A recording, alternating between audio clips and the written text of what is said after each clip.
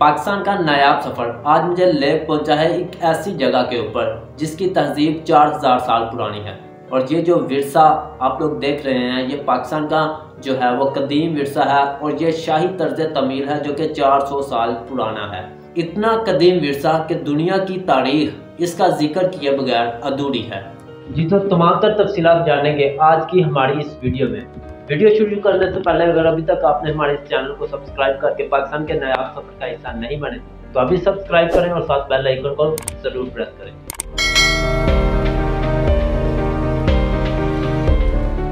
अस्सलाम वालेकुम जी, मैं हूं शान महर। इस वक्त मैं मौजूद हूं वजीर खान मस्जिद के सहन के अंदर। आप लोग जानते होंगे कि ये जो सहन है ये काफ़ी ज़्यादा बड़ा और आप लोग देख भी रहे होंगे कि इस मस्जिद का सहन काफ़ी ज़्यादा खुला और काफ़ी ज़्यादा शानदार किस्म का बनाया गया है। और ये एक मुगलिया दौर का शाहकार है और मुगलिया फन तमीर है।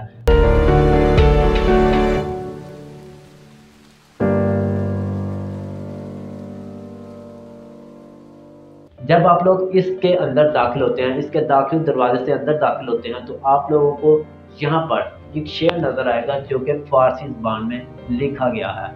जिस वक्त ये मस्जिद ज़ेर तमीर थी उस वक्त जो है इस पूरे इलाके की जो ज़बान थी वो फारसी ज़बान थी। यहाँ पे आप लोग देख रहे होंगे कि चीनकारी और काशकारी का एक बहुत ही उम्दा और खूबसूरत नमूना आप लोगों को इस मस्जिद के अंदर नजर आएगा। ये काशकारी का फ़न के बारे में तो आप लोग जानते हैं कि ये जो है काशकारी का जो फ़न है वो काशगर एक शहर है तुर्की का जहाँ से इसको शुरुआत हुई, इसको शुरू किया गया। और वही जो चीज़ें हैं वो पाकिस्तान के अंदर शाही मस्जिद के अंदर ये जो शाही वजीर खान मस्जिद है इसके अंदर आप लोगों को देखने के मिलेगी। ये जो पूरी मस्जिद है इसके अगर फ़न तामीर की बात करें तो आप लोग इससे बाखूबी वाकिफ़ होंगे कि जो इसका फ़न तामीर है वो आपको बिल्कुल रूबरू जो है वो तुर्किश जो स्ट्रक्चर है उससे मिलता नजर आएगा। काशकारी का ये जो फ़न है जब तुर्की से इसको कॉपी किया गया, तुर्की से पाकिस्तान के अंदर लाया गया, तो आप लोग यहाँ पे देखेंगे ये जो फ़न है ये तुर्की का और पाकिस्तानी जो फ़न तमीर है उसका मिक्सचर है। आप लोग ये जानते होंगे कि जब 2-3 तहजीबें इकट्ठी मिल जाती हैं तो एक नया फ़नकार, एक नया जो है तर्ज तमीर जो है वो सामने आता है। और ये जो मस्जिद है ये अपना खूबसूरत और मुनफरिद फ़न तमीर, खूबसूरत इसके मीनार और वो मजबूत बुनियादों की वजह से पूरी दुनिया में जानी जाती है और पूरी दुनिया से सयाह जो है वो इस मस्जिद को देखने के लिए आते हैं।